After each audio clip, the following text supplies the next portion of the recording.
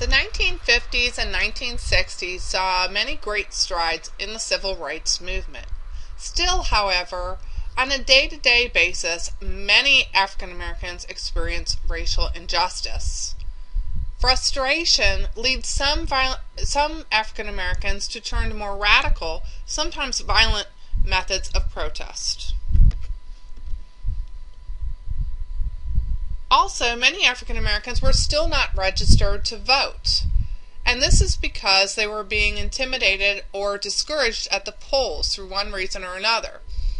Poll taxes, literacy tests, etc. Growing protests led to new legislation to guarantee African Americans their voting rights.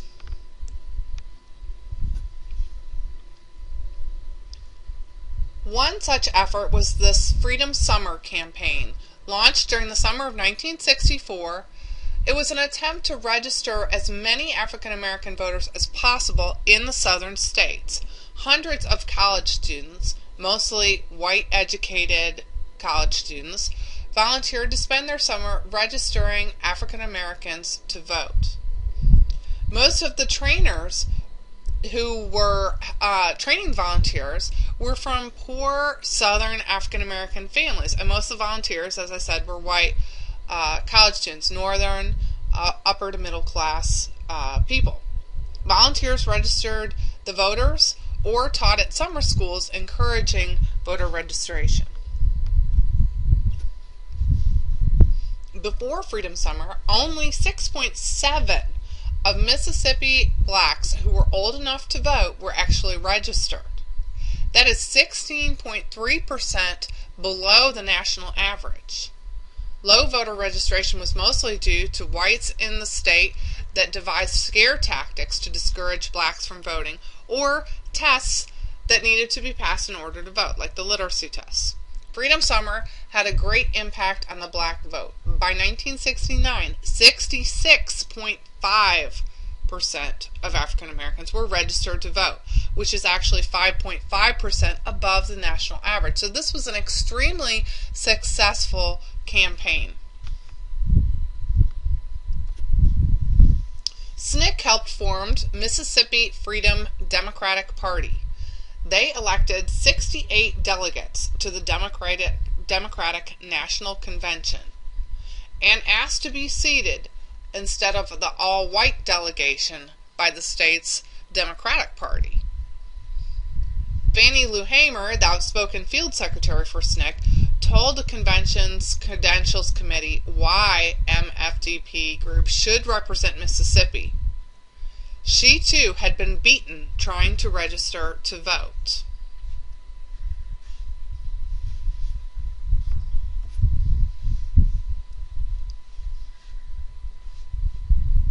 When we hear about Martin Luther King, a lot of what we hear is regarding the Selma to Montgomery marches. These were 3 marches that marked the political and emotional peak of the civil rights movement. The most famous day was called Bloody Sunday, which occurred March 7, 1965, when 600 marchers were attacked by state and local police with clubs, tear gas, and bullwhips, driving them back over the bridge into Selma.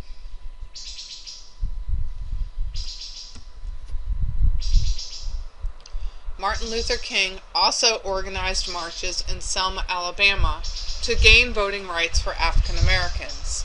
He announced then a 4-day march from Selma to Montgomery. 600 African Americans began the 54-mile march. The city and state police blocked their way out of Selma, and TV cameras captured the police using weapons, clubs, chains, and cattle prods on the marchers. King and many other marchers were jailed during this march.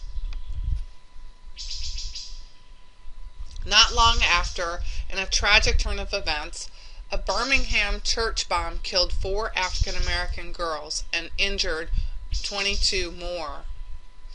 This created a public outrage and spurred the civil rights movement on to success. The KKK, with support of local police, also murdered 3 civil rights activists in Mississippi, and this their story was portrayed in the movie Mississippi Burning. That happened in June of 1964. So as I said, 1963 and 1964 were really the peak of the civil rights movement, when a lot of violence was occurring and a lot of public outrage began to happen.